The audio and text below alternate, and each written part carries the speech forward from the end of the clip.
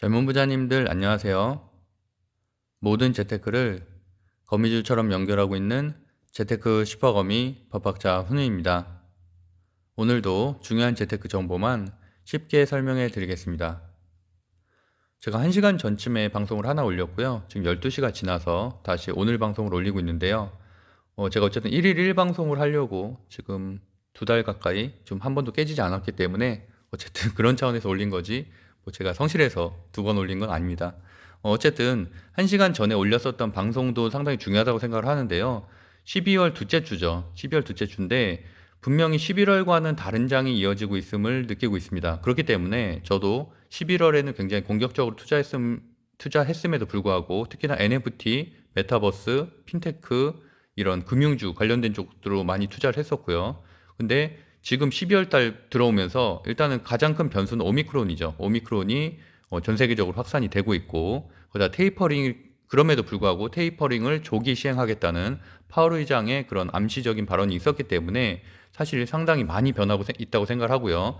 특히나 지난 방송, 1시간 전 방송에 말씀드렸던 대로 국내 악재들도 상당히 있죠. 대주주 양도세 이슈라든지 공매도라든지 그런 것들 때문에 소형주들이 약세로 돌아설 가능성이 높다고 말씀드렸는데, 어쨌든 지난주 금요일부터 이어지는 흐름은 중대형주들이 강세를 보이고 있고 안정적인 고배당주라든지 이런 실적주 위주로 수급이 들어오고 있음을 어느 정도 저는 매일매일 시황 분석을 하기 때문에 확실하게 좀 느끼고 있습니다. 그래서 오늘 급등한 종목들도 보면은 물론 윤석열 씨 관련된 주가 가장 많긴 했지만 그건 뭐 테마주라서 논외로 하고요. 나머지 곳들 중에서는 실적 기반에 그동안 많이 빠졌었던 곳들이 다시 상승세를 수급이 들어오고 있다라고 해석할 수 있을 것 같습니다. 그래서 오늘의 제목을 시장이 변하고 있다. 여행, 항공, 소비재. 우리도 실적 중대형주라고 적어봤는데요. 그 이유는 제가 지난번 한 3일 전부터 이제 방송했었던 내용들 중에 주 내용이 이거죠. 어쨌든 실적주를 봐야 된다. 이제 4분기 실적 발표일도 얼마 남지 않았고 4분기 실적 2022년 중설이라든지 실적이 개선되는 것들 중심으로 봐야 되고, 그럼에도 불구하고 저는 소형주를 사실 좋아했었는데, 왜냐면 소형주가 변동성이 좋았기 때문에, 특히나 뭐 메타버스라든지 NFT만 붙으면 막 날라갔었죠. 근데 이제 그런 장은 거의 끝났고, 특히나 이제 가상화폐의 지난주 금요일 폭락 때문에 어쨌든 가상화폐 관련된 주들이 오늘 월요일에 위지트라든지 뭐 이런 것들이 다 폭락을 했죠. 거의 10% 가까이 빠졌고, 뭐 어쨌든 NFT 관련된 주의 대장주인 위메이드 같은 경우도 10% 가까이 하락을 했고요. 이런 것들이 물론 시세가 끝났다라고 보기보다는 어쨌든 단기적으로 소나기가 오면 저는 무조건 피해야 된다고 말씀드렸죠. 어쨌든 그런 것들을 악재가 해소되지도 않았고 바닥을 지지를 확인하지 않았는데 저점이라고 매수하다가는 더 큰 손해를 볼 수가 있다. 그런 사례들도 제가 여러 번 설명을 드렸었고요.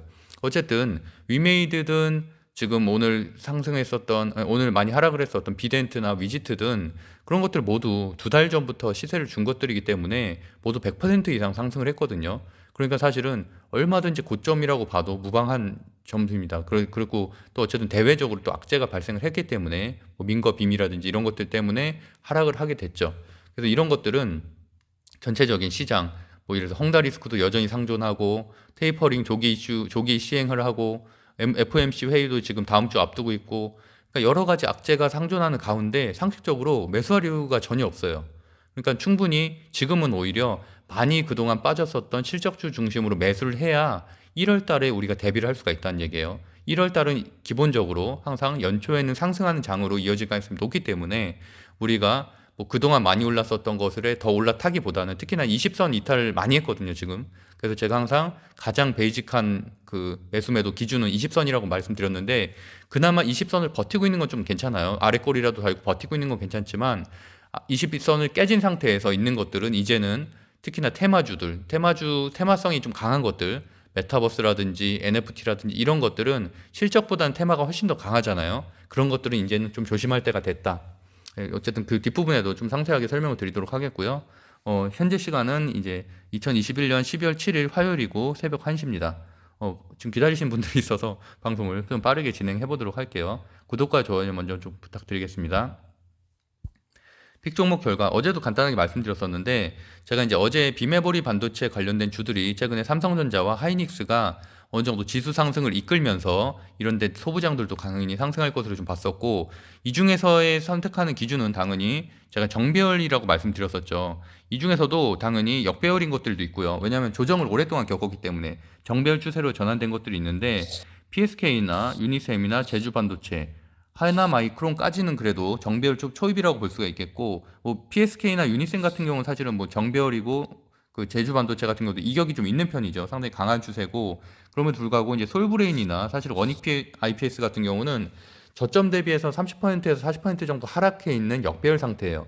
역배열에서 어느 정도 최근에 그나마 비메모리 반도체가 이제 수급이 들어오면서 추세 전환을 하고 있지만 어쨌든 흐름은 상당히 약하다는 거죠. 오늘과 같은 경우도 PSK나 유니셈이나 뭐 제주반도체 같은 정배열이면서도 강한 종목들이 더 많이 상승했었던 장이고 오늘 같은 건 이제 LX 세미콘이 오랜만에 이제 올라왔는데 제가 이제 작년 올해죠. 올해 초하고 1월부터 4월 사이에 많이 설명드렸던 실리콘 웍스죠. 실리콘 웍스고 이제 사명을 바꿔서 LX 세미콘인데 어쨌든 여기도 실적 기반이죠. 그래서 최근에는 어쨌든 기본적으로 무조건 실적, 4분기 실적과 2022년도 1분기 실적이 기대되는 곳들이면서 LX 세미콘도 오늘 증권사 리포트가 4분기 실적과 4분기 실적 영업이익이 엄청나게 나왔다는 리포트가 발간이 되면서 이렇게 급등을 하게 된 거거든요.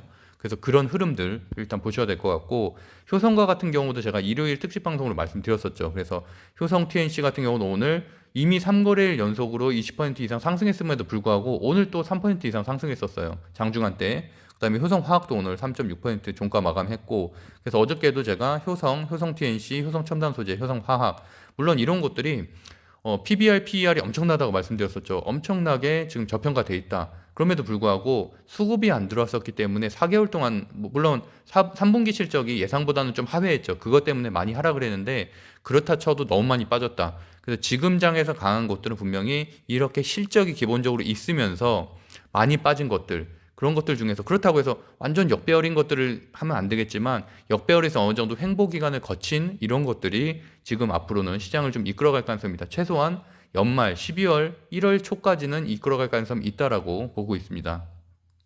그래서 그 마찬가지 의미로 제가 오늘 그 주식 스터디 방에다 이제 공유했었던 나노신 소재와 다날을 말씀드렸었는데 나노신 소재는 6.9%까지 급등을 했었고요. 나노신 소재는 2차 전지들 중에서 가장 저평가된 종목이죠. 그리고 뭐 음극재 중에서도 가장 유망한 곳이고 그래서 어쨌든 증권사 리포트 뒷부분에 다시 한번 설명드릴 거고요.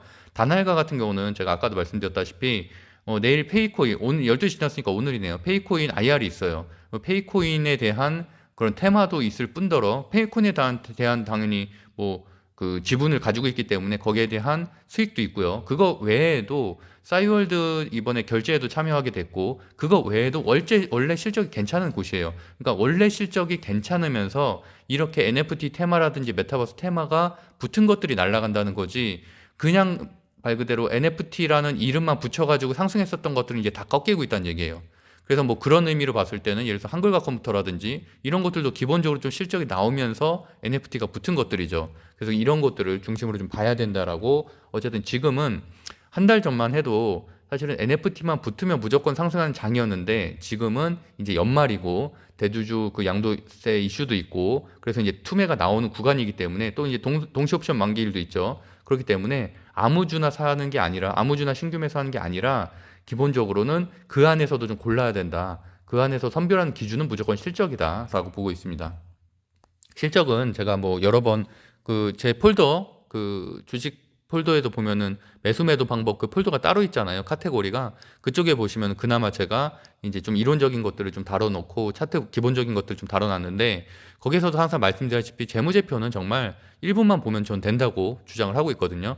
그러니까 어쨌든 영업이익률, 부채율, 그다음에 영업이익 증가율, 그다음 매출 증가율 딱 이 정도만 체크하셔서 실제적으로 이 기업이 매출이 증가를 하고 있는지 영업이익이 증가하고 있는지만 체크하셔도 일단 안 좋은 기업들은 거를 수가 있다는 얘기예요. 아까 말씀드렸던 대로 LX 세미콘이 오늘 급등하게 된 이유는 영업이익률이 엄청나게 증가했기 때문이거든요. 그래서 그런 기준으로 보시면 될 것 같습니다. 그리고 케이카도 오늘 11.13% 상승을 했는데 물론 증권사 리포트가 이제 외국계 증권사 리포트가 잘 나와서 이제 그것 때문에 상한가를 가고 그 이후에 강한 흐름을 보인 것도 있지만 기본적으로 SK엔카잖아요. SK엔카는 실적이 좋았어요. 물론 여기는 가치주 성격은 좀 더 있죠. 하지만 지금 시장은 다우존스가 제가 신고가를 돌파하고 있다는 거 말씀드린 것처럼 오히려 가치주가 지금 12월 장에서는 더 강한 흐름이에요.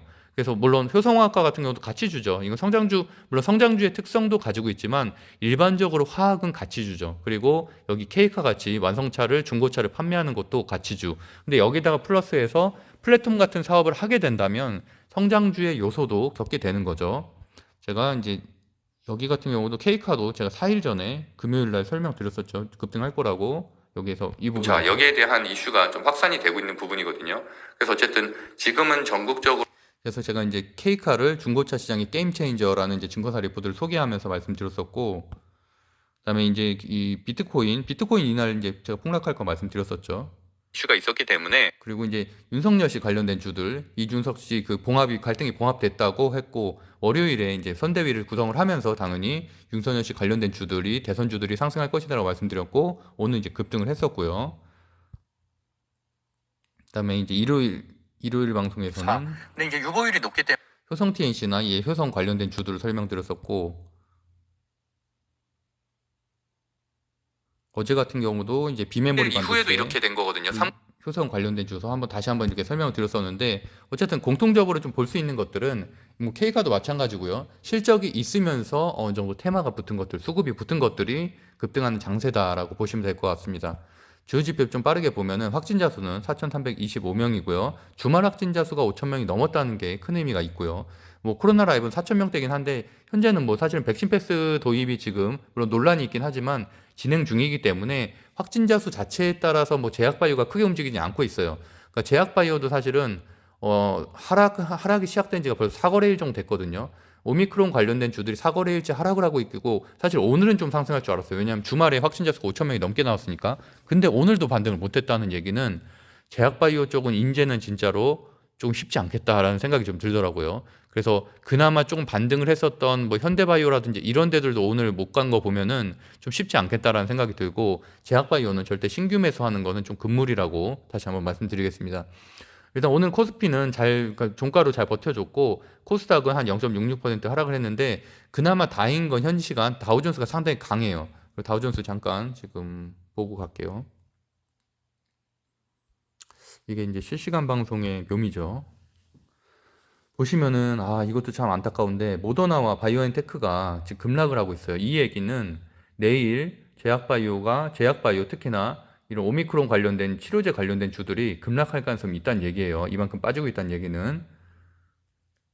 그런데 거기에 비해서 지금 금융주, 비자, 마스터카드, 우리나라도 오늘 증권사주 관련된 주들이 좀 강했었죠. 그리고 은행주들도 보합으로 잘 버텨줬고, 그다음에 이제 소비재가 좀 강했고, 일단 뭐 가치주인 철강은 보합 정도로 보여지고요. 소비재가 보시는 것처럼 델타 에어라인스, 잠시만요. 이쪽을 보는 게 더 낫겠네요. 여행 항공주 쪽들이 지금 급등을 하고 있어요. 물론 오미크론에 대한 이슈가 아직은 확정적으로 나온 건 아니거든요. 이제 화이자에서 다음 주 중으로 발표를 하기로 했는데, 어쨌든 지금 이렇게 오르고 있다는 얘기는 악재는 이제 다 반영이 됐다는 얘기죠. 어쨌든 이걸 좀 이해 못 하시는 분들이 있어요. 오미크론이 지금 확산되고 있는데 왜 이렇게 이런 여행주들이 지금 올라가지라고 생각하실 수 있겠는데, 주가는 우리가 아시는 것처럼 항상 선반영되잖아요. 최소한 2달 이상 선반영되기 때문에 이제 사실은 더 이상 나빠질 건 없다는 얘기예요. 어떻게 보면 이렇게 이 정도로 유럽에 확산되고, 근데 유럽 증시도 오늘 좋았거든요. 그래서 이렇게 보면은 내일도 당연히 뭐 장초부터 당연히 갭상승으로 시작을 하겠죠. 뭐 노란풍선이라든지 아시아나항공, 대한항공 이런 관련된 주. 그래서 어쨌든 그런 것들도 보면은 대부분 지금 약간 차트가 꼬이긴 했는데, 그래도 어쨌든 뭐 최근에 상승세로 이어지고 있는 것들 중심으로 좀 보시면 될 것 같고, 내일 아침에는 어쨌든 갭상승으로 시작해서 좀 급등의 흐름이 이어질 것으로 보고 있습니다. 그리고 또 나머지 빅테크 기업도 상승세가 괜찮고요. 다만 좀 아쉬운 거는 엔비디아를 비롯해서 지금 AMD도 그렇고 좀 반도체 관련된 주들이 많이 빠지고 있어요. 이런 것들이 최근에 상승세가 좋았던 삼성전자나 하이닉스에 좀 악영향을 미치지 않을까, 좀 그런 것들이 좀 아쉽긴 한데, 어쨌든 이 흐름도 좀 보여야 될 것 같고요. 테슬라도 지금 1,000달러가 깨졌네요. 1,000달러가 깨졌고, 어쨌든 지금 전기차 관련된 주들도 지금 메모리 반도체의 조금 부족에 대한 이슈들이 좀 어제 오늘 좀 발생했죠. 그럼 그런 기사화들이 좀 이슈가 되면서 아무래도 반도체와 전기차 관련된 주들이 좀 하락하지 않았나라고 해석을 하고 있습니다. 일단 이 정도로 보고요. 유럽 증시 말씀드렸던 대로 전약 후강으로 강한 흐름을 보였기 때문에 내일 증시가 괜찮을 것으로 좀 기대를 하고 있고, 아쉬운 거는 이거죠. 필라델피아 반도체 지수가 이렇게 급락을 하고 있다라는 부분. 그다음에 국채금리 3.6% 상승을 했고, 원달러 환율도 소폭 하락을 했다는 건 긍정적이고요. 공포지수도 이렇게 조금 최근에 좀 많이 올라오긴 했지만 그래도 한 6% 정도 하락을 했다는 부분은 괜찮습니다. 근데 어쨌든 보시는 것처럼 28.75%잖아요. 보통 30% 정도 되면은 그때부터는 좀 매수해야 될 구간이라고 좀 이렇게 보고 있거든요. 왜냐면 30%그 정도 되면은 많이 투매가 이루어졌다는 거죠. 이미 개인 투자자들은 공포에 질려서 많이 던진 구간이기 때문에 그때부터는 좀 주서도 된다고 하는 말들이 이제 증시가에 있는데, 어쨌든 보면은 지금 28% 30%대를 유지하고 있기 때문에 어느 정도는 그래도 조금 이렇게 바닥으로 가고 있다라고 보시면 될 것 같습니다. 국제유가 여전히 뭐 고공행진을 하고 있고요. 비트코인이 최근에 제가 아까 1시간 전 방송했을 때는 좀 하락세였었는데 보시는 것처럼 소폭 그래 상승을 하고 있어요. 그래서 이런 부분들은 뭐 어쨌든 비트코인 관련된 주한테는 당연히 뭐 긍정적이라고 보고 있겠지만, 어쨌든 그래도 뭐 위지트나 비덴트나 어쨌든 그런 관련된 가상화폐 관련된 주들이 최근에 워낙 급등을 했었기 때문에 좀 조심을 해야 됩니다. 그리고 그런 종목들이 어쨌든 소형주들도 많죠. 그런 관련된 주들 보면은 5천억 미만의 소형주들 많기 때문에, 또 대주주 아직 투매가 안 나온 것들이 좀 있거든요. 그래서 조금 잔량이 남은 것들이 있기 때문에 그런 것들 또 추가 하락 가능성이 있어서 좀 조심해야 된다고 보고 있고, 어쨌든 추세가 무조건 정배열이면서 20선 위에 있는 것들 중심으로 보시는 게 좋을 것 같습니다. 주요 뉴스 보면 오늘 당연히 뭐 오늘도 방역 패스 오미크론에 대한 얘기들이 대부분 있었는데, 여기 세 번째 보면은 오미크론의 중증화가 델타보다 덜 위험할 수 있다라는 기사도 나왔죠. 어쨌든 이런 기사들이 우리나라뿐만이 아니라 유럽 증시, 뭐 미국 증시에도 큰 영향을 미치고 있다는 얘기예요. 그다음에 뭐 백신 의무화 법안 이런 얘기들도 있고, 그다음에 오늘 사실 윤석열 씨 관련된 주들이 뭐 올라가게 된 이유는 당연히 이것 때문이죠. 뭐 선대위 출범, 그다음에 뭐 금요일에 뭐 갈등이 봉합됐고, 이런 것들은 사실은 조금만 관심을 가지면 누구나 다 알 수 있는 부분인데, 제가 뒷부분에도 좀 설명을 드리겠지만 윤석열 씨 관련된 대선주들이 많이 재편이 됐어요. 그래서 신규주들이 많이 올라왔고, 기존에 강했었던 애니 능률이라든지 덕성이라든지 이런 것들이 이미 좀 많이 하락을 했어요. 오늘 조금 반등은 했지만 여전히 추세 자체가 완전히 꺾였기 때문에 그런 것들은 절대 들어가시면 안 되고, 어쨌든 들어가시게 되더라도 신규주 중심으로 들어가셔야 된다. 이렇게 일단 보시면 될 것 같고요. 그거 외에는 뭐 특이한 내용은 없고, 일단 오늘 이런 내용도 나왔었어요. 오늘 9시 뉴스에 가상화폐가 어쨌든 위험에 피치노탄이 되는가라는 내용인데, 과세를 1년 유예했죠. 1년 유예했음에도 불구하고 워낙 악재가 많다는 얘기예요. 여기 네 가지 악재를 좀 얘네들이 다뤄놨는데, 일단 첫 번째는 당연히 경제 상황이죠. 뭐 인플레이션, 그다음에 테이퍼링을 조기 시행하겠다는 이슈, 그다음에 당연히 오미크론 변이 확산이 있고요.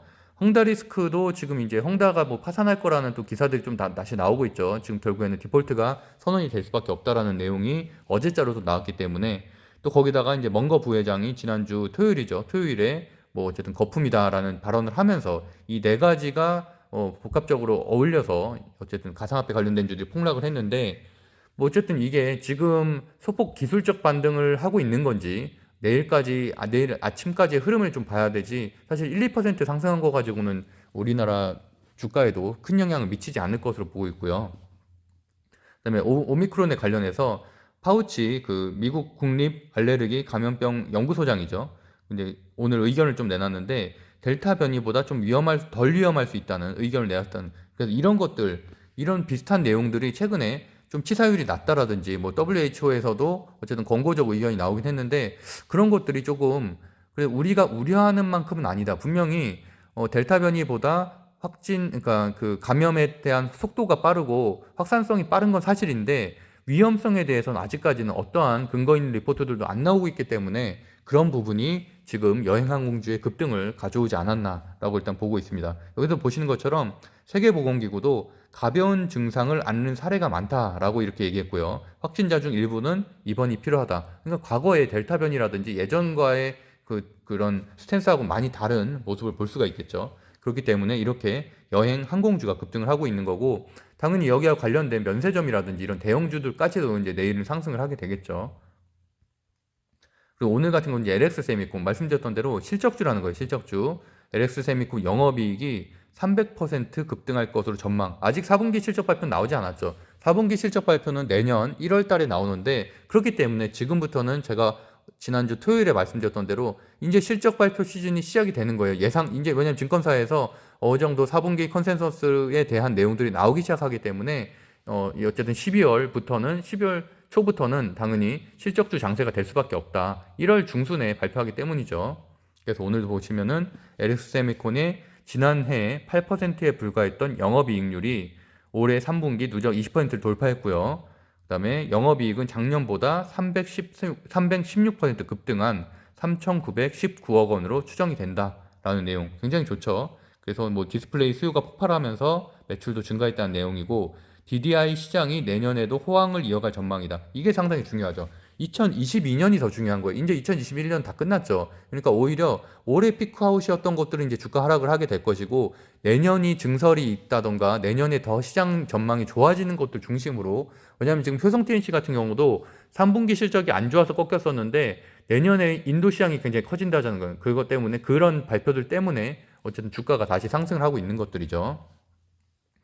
그리고 장 끝나고 나온 이제 리포트들 중심으로 좀 보면은, 뭐 이쪽에 있는 신규 상장주 같은 경우는 11월 때까지 사실 상당히 강했어요. 뭐 변동성도 상당히 강하고, ITIG 같은 경우는 저도 이제 뭐 이렇게 매매를 해갖고 수익을 좀 많이 냈었는데, 근데 어쨌든 지금은 그렇지가 않다는 거예요. 지금은 특히나 이런 신규 상장주 같은 경우는 뭐 블록딜에 대한 좀 리스크도 있고요. 어쨌든 지금 신규 상장주가 지금 갈 수 있는 장이 아니에요. 지금은 어쨌든 좀 대형주라든지 큰 장들이 좀 갈 수 있는 장들이기 때문에 좀 매수에는 좀 조심해야 되고, 그나마 이제 이 중에서는 어쨌든 1조 넘는 이제 엠캠과 같은 경우는 뭐 양극재라든지 뭐 이런 동박 관련해서는 계속 전해질 쪽에서는 계속 이슈가 지금 발생하고 있기 때문에, 지금 오히려 이렇게 2차 전지가 조정을 받을 때는 엠캠과 같이 그래도 아직은 정배열을 좀 유지하고 있는 것들이 그나마 좀 상승할 가능성이 있다는 거고, 이런 것들이 지금 에코프로비엠도 그렇고 다 지금 조정을 받고 있잖아요. 한 10% 정도 조정을 받고 있는데, 이런 것들도 결국엔 실적주기 때문에 뭐 12월 중순이든 말이든 이 조정 기간이 끝나게 되면은 그때 상승할 때는 다 같이 뭐 엔캠 같은 경우 더 큰 폭으로 상승을 할 수 있겠죠. 그래서 한번 체크해 보시면 될 것 같고요. 글로벌 2차 전지 투자학제 본격화 수혜가 되고 있다. 그래서 국내 유사업체, 뭐 에코프로비나 LNF, 코스모 신소재 이런 곳들보다는 그래도 PER이 좀 낮다라는 내용이고요. 전해질 제조 기업 중에서는 거의 국내 최초로 전기차용 전해질 개발 및 상용화에 성공을 했다라는 부분이 좀 강점이라고 할 수 있을 것 같습니다. 그리고 이제 다날 오늘 아침에 나온 리포트, 제가 주식 스터디방에도 공유했던 부분인데, 보시는 것처럼 포인트는 이거죠. 메타버스 NFT, 이건 다 아는 내용이잖아요. 보시면은 본업이 좋다는 거예요. 본업. 그게 포인트예요. 3분기 실적이 매출액이 685억 원, 전년 대비 13% 증가한 거고요. 물론 영업이익은 좀 줄었네요. 근데 순이익이 132% 증가했다는 게 중요하죠. 그리고 또 싸이월드 Z가 이번 출시하죠. 그렇기 때문에 지금 놀면 뭐하니였나요? 놀면 뭐하니에서도 지금 싸이월드 그 도토리 무슨 페스티벌인가 뭔가 하잖아요. 그러니까 그런 것들이 어쨌든 계속 노출이 되는 거잖아요. 싸이월드에 대한 이슈들이 계속 노출이 되고, 오늘도 그래서 NHN벅스가 또 상한가를 갔고, 이런 것들은 당연히 싸이월드 관련된 주인 단할에도 긍정적으로 볼 수가 없다는 얘기고요. 페이코인 발행하고 있다고 써 있고, 페이코인의 사용처 확대가 예상이 된다. 굉장히 뭐 그것도 괜찮게 보고 있고요. 그다음에 가상재산 재테크 메타버스 플랫폼인 제프가 내년 상반기 본격적인 서비스 출시가 예상이 된다라는 내용. 그다음에 비트코퍼레이션, 그 달콤 커피라고 해서 무인 바리스타가 있는 그 커피숍이 있거든요. 저도 이제 가끔 이용하는데 거기도 이제 지금 이 단할 거예요. 단월이 지분을 들고 있는 곳이기 때문에 어쨌든 그쪽도 2022년도에 턴어라운드가 예상된다. 어쨌든 말씀드렸던 대로 NFT뿐만이 아니라 이런 다양한 기본적인 실적을 받쳐주는 것들이 있기 때문에 단할이 지금 뭐 가상화폐 관련된 주들이 많이 꺾였음에도 불구하고 오늘 안 꺾였던 거예요. 그래서 물론 장초에 하락은 했지만 다시 7%나 급등을 했죠. 그래서 그런 흐름. 그래서 단할 같은 경우도 신고가를 오늘 돌파했고, 어쨌든 추가 상승할 여력이 충분히 있다고 보고 있고요. 그다음에 아침에 제가 또 공유했던 리포트인데, 나노친 소재 2차 전지 소재 업종 중에서 가장 저평가된 그 기업이라고 돼 있는, 보시는 것처럼 뭐 나노친 소재도 제가 한 6월달, 7월달에 많이 소개했었던 종목이고요. 그 이후로도 한 2배 가까이 상승을 했죠. 보시면은 삼성 디스플레이 패널 양산에 따른 뭐 소재의 이제 수혜 예상이 된다라는 내용이고요.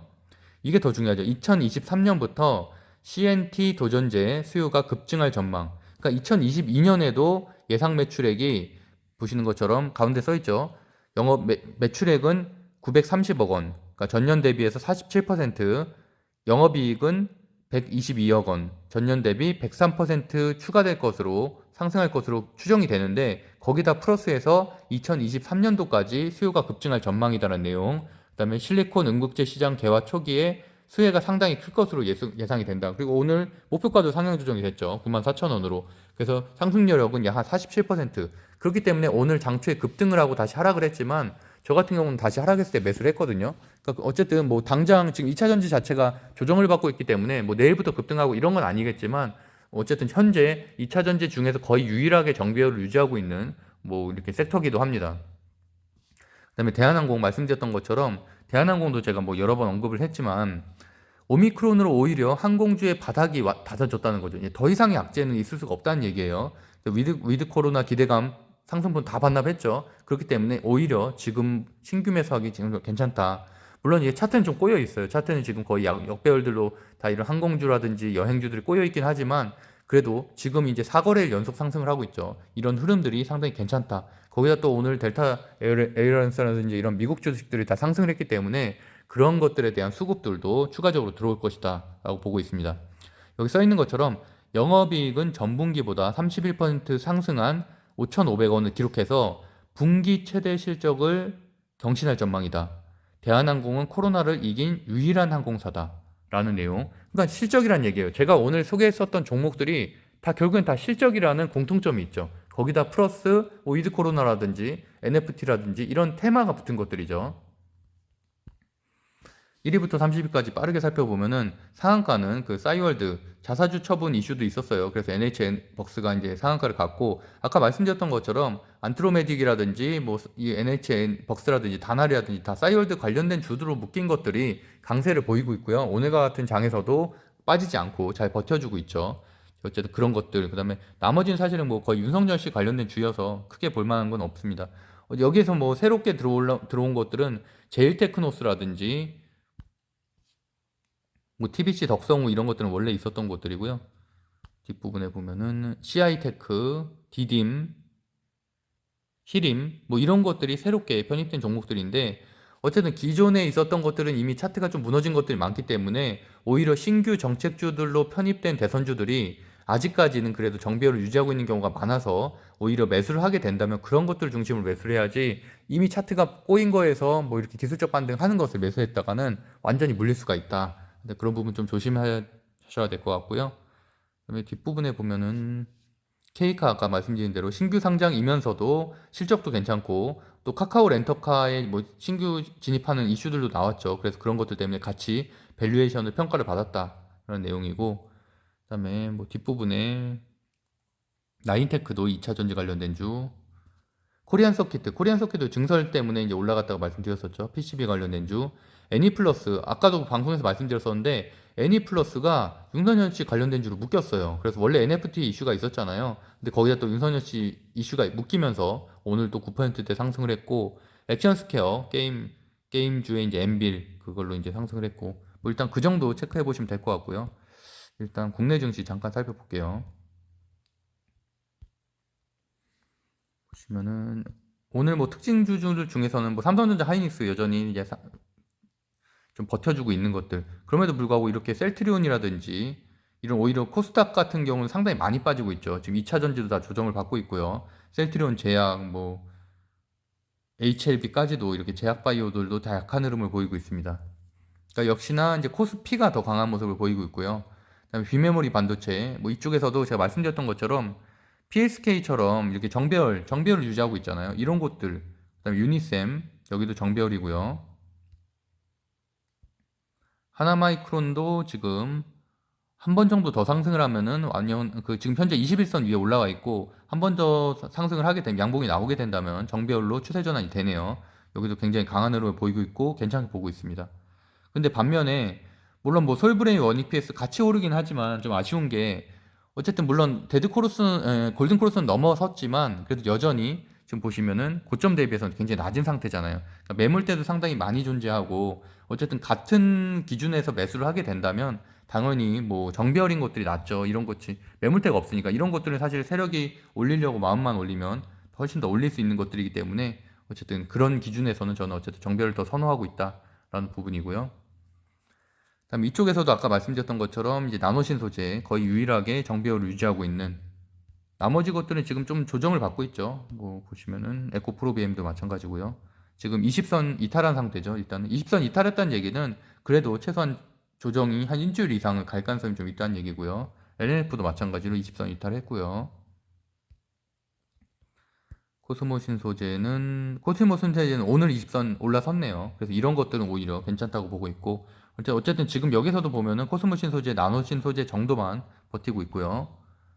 그다음에 효성 다 설명드렸었고, 5G, 6G 관련해서는 5, 6G는 솔직히 실적주잖아요. 실적주인데 단기적으로는 상승하기는 좀 어렵고요. 이런 것들은 결국엔 중장기, 결국엔 메타버스 관련된 종목들도 다시 올라와야 되고, 결국엔 내년 한 상반기는 돼야지 이제 상승할 종목이기 때문에 조금씩 저점에 좀 모아가는 게 더 긍정적인 전략으로 보고, 오늘 같은 것도 물론 단타로 접근하기에는 괜찮았었지만 이게 지속성이 있을지에 대해서는 조금 의문입니다. 어쨌든 물론 실적은 좋지만 내년도 실적이 이렇게 뭐 드라마틱하게 올라간다는 지금 어쨌든 뭐 이런 예상치라든지 이런 것까지는 아직은 좀 미약하기 때문에 어쨌든 그래도 다른 섹터보다는 괜찮게 보고 있습니다. 그 대신에 이제 뭐 매물대가 조금 많은 거는 좀 이해를 해야죠. 보시는 것처럼 매물대가 상당히 좀 많이 쌓여져 있죠.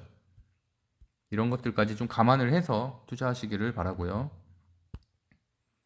그다음에 오늘은 좀 아무래도 주목해야 될 것은 이제 이쪽 섹터가 되겠죠. 보시면은 사실은 섹터가 거의 다 지금 역배열이긴 한데, 그래도 여기는 그나마 지금 대한항공 20선 위에 올라섰고 오늘 터치를 했고, 노란풍선은 아직 20선 터치를 못했네요. 그래도 한 4거래일 동안 한 13% 정도 상승을 했고, 그다음에 나머지 종목들 이렇게 하나하나씩 클릭을 해봐서 그래도 차트가 조금 이격이 많이 좁혀진 것들 중심으로 좀 매수하는 게 좋을 것 같습니다.